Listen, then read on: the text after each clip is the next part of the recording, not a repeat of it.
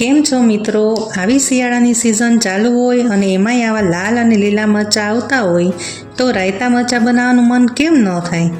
આ રાયતા મરચાં બનાવવામાં થોડી નાની નાની ટિપ્સ ધ્યાનમાં રાખશું તો આ અથાણું બનાવવામાં ખૂબ જ સહેલું છે. જો રાયવાળા મરચાં ચાટ મસાલા કેવો છે?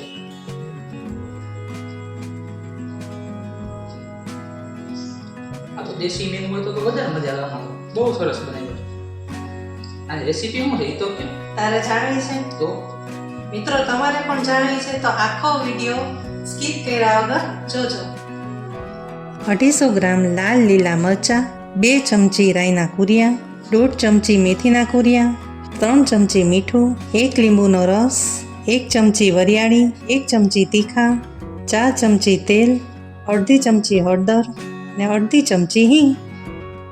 સૌપ્રથમ આપણે 250 ગ્રામ લાલ અને લીલા મરચાં સારી રીતે ધોઈને કોરા કરીને લીધેલા છે.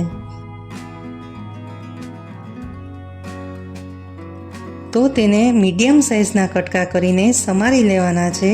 અહીંયા અમારા ઘરે મરચાં થોડા સ્પાઇસી ભાવે છે, તેથી મેં આ મરચાંમાંથી રગનો ભાગ અને બીવાળો ભાગ નથી કાઢ્યો, પણ તમે રગ અને બીવાળો ભાગ કાઢીને બનાવી શકો છો.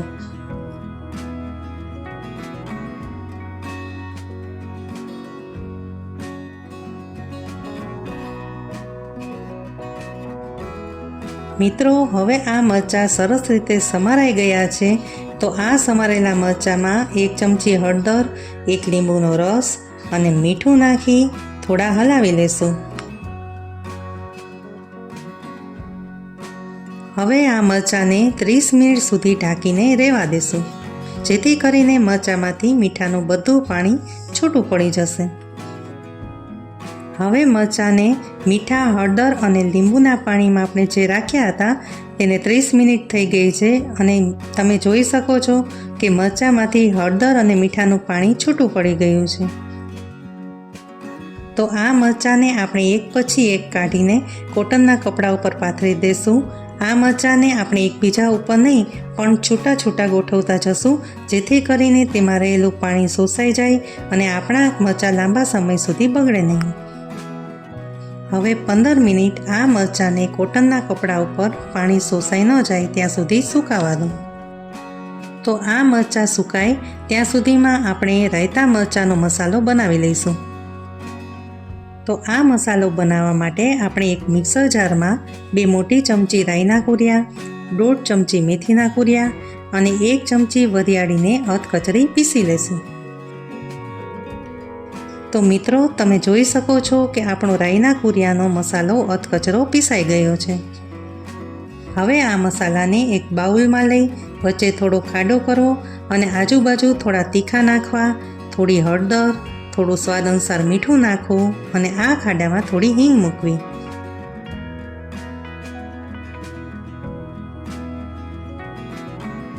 ત્યાર પછી વઘાર માટે અડધો કપ તેલ ગરમ કરવા મૂકશું.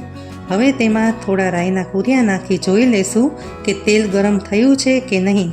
આપણે આ તેલને વધારે ગરમ કરવાનું નથી, જેથી કરીને વઘાર કરતી વખતે આપણા કુરિયા બળી ન જાય.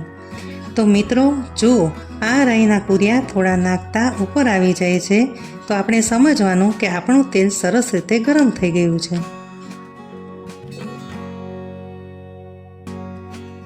હવે આ ગરમ થયેલા તેલને રાઈના કુરિયાવાળા મિક્સરમાં આપણે હિંગ ઉપર અને આજુબાજુના મસાલા ઉપર રેડીને વઘાર કરશું અને વઘાર થાય એટલે તરત ડીશ ઢાંકી દેશું, જેથી કરીને આપણા મસાલામાં વઘારની સરસ સુગંધ બેસી જાય. હવે આપણે ઢાંકેલી ડીશ ખોલીને મસાલો વ્યવસ્થિત રીતે મિક્સ કરી લેશું. તો મિત્રો હવે 15 મિનિટ થઈ ગઈ છે અને આપણા મરચાં પણ ડ્રાય થઈ ગયા છે. તો હવે આપણે આ મરચાંને વઘાર કરેલા રાઈવાળા મસાલામાં એડ કરશું અને વ્યવસ્થિત રીતે મિક્સ કરશું.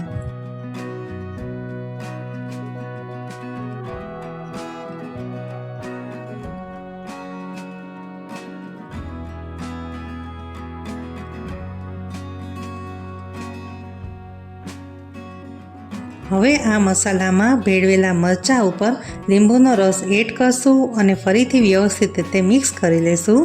અને આપણા રાયતા મરચાં બનીને તૈયાર છે.